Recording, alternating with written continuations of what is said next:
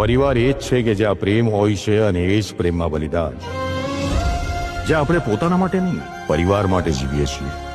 પણ શું એ જ પ્રેમ ક્યારેક દુઃખ પણ પહોંચાડી શકે છે? અને શું આવી જ મુશ્કેલીમાં પરિવારનું સાચું મહત્વ સમજાય છે? અસ્મિત, મારી તો દુનિયા તું છે. શું ધરતી કે શું સ્વર્ગ, શું આ જન્મ કે શું 7 જન્મ. આ જન્મ નહીં, દરેક જન્મમાં તું જ મારો પ્રેમ રહેશે. તારા માટે સરપ્રાઈઝ છે. ક્યાં છે? આજ બેસ્ટ સરપ્રાઈઝ એવર બ્રો.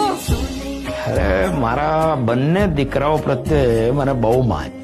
સાંભળો, આદિત્ય વિશે શું વિચાર્યું છે? બસ આ મિલ એક્સપાન્ડ કરી અને ધંધે બેસાડી દેવાનો છે બસ. હું એના લગ્ન વિશે વાત કરી રહી છું. રાધિકા, હવે તારે આવવાનું છે. ચેલેન્જ કરીશ તો હું પહોંચી જઈશ. કયા મુહૂર્તની રાહ જોઈ રહ્યો છે? બેસી તું વાત કરે, ધેટ્સ ધ રાઈટ મોમેન્ટ. કર ને. પ્લીઝ. આદિત્ય, અસ્મિતે તારા માટે આ વર્કસ્પેસ ડિઝાઇન કરી છે. પ્રોડક્શન શરૂ કરવાની તૈયારી કરો. What's the actual point? I mean, છેવટે તો આપણે દાણા પીસીને તેલ જ કાઢવાનું છે ને. આ વર્ષોથી દાણા પીસીને આ જે તેલ કાઢવાનો ધંધો કર્યો ને, એના લીધે જ આ સંઘવી પરિવારનું નામ થયું છે.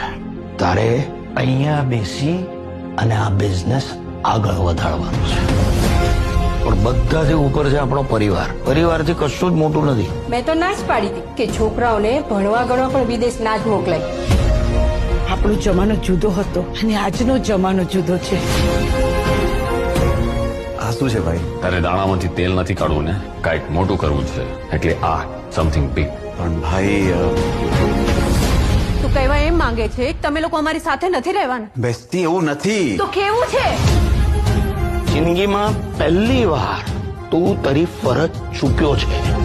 ધંધો ધંધાની જગ્યાએ અને લાગણી લાગણીની જગ્યાએ. આટલી મોટી વાત બની ગઈ જે હાથની બહાર નીકળી ગઈ અને તે મને જણાવી પણ નહીં. અને મારા માટે મોટા દુઃખની વાત કોઈ ન હોઈ શકે કે મેં તમને નિરાશ કર્યા.